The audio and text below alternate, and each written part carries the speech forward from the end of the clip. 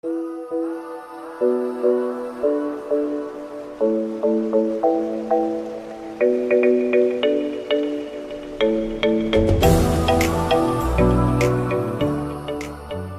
welcome back. I just wanted to say thank you so much for coming back. Got some great word here for you. And I think you're really going to enjoy this. It's really going to help you, right? There's some areas in life where we're lacking some things. And I think that I may have found what we need real quick. But first, I need you to like, subscribe, and share this so that way we can get this message out there, get more people involved, okay? Now, back to what we were saying. There's doors that need to be opened in our lives. There are things that we're expecting in our lives, and we want God to do all these miraculous and wonderful things in our lives. And we want to make different moves and do all these extraordinary things. But there's something that we lack. And the Bible says, and here's another piece of that. God, we want God to do it. We want God to, because God's awesome. He spoke the world into existence. He created everything that we see, and he's able to do any and everything we want him to do, correct? Correct. Now, the issue though is sometimes we're depending on and waiting for him to do things, but it's like, God, why haven't you done this? What's going on? I know you're able. Let me tell you something. Ephesians chapter 3, verse 20 says, "Now unto him that is able to do exceeding and abundantly above all that we ask or think, according to the power that works within us." I want to submit to you that you need more power. He's able to do exceeding and abundant above all that we ask or think, but it's according to the power within us. You need more power. The reason we haven't been able to get over some of the issues and obstacles in our lives is because we need more power to get over that obstacle.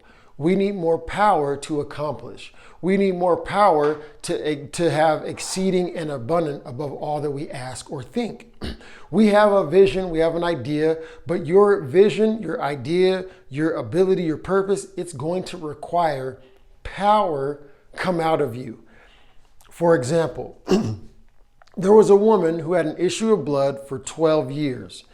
She comes out into the crowd and weaves because she hears about Jesus. She had spent all of the money, everything that she had, she spent all of this money trying to get a cure and trying to get the doctors to fix this issue.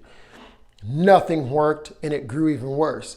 So she hears about Jesus. She goes out into the crowd, presses amongst all these different people crawling and whatever, and she tells herself, if I can get to the hem of his garment, I'll be made whole. So she crawls out there, gets out there, and grabs the border of his clothing, and instantly she's healed. Just like that, she's healed immediately. Jesus stops and says, wait a minute, who touched me? Now, his disciples are like, wait a minute, is this guy, are you good? Are you crazy? Like, you see this multitude of hundreds and maybe even thousands of people pressing against you, and you say, who touched me? Well, that's because the touch was different. He said, I felt virtue or power leave me. She pulled on him with such expectation that power left from him and went into her, and instantly she was healed. I'm telling you this because you need more power to accomplish what has never been accomplished before, to do what no one else was able to do what you want to do to get to that next level or that highest height in life. You need more power. You cannot do this in the weak condition that you've been in the past.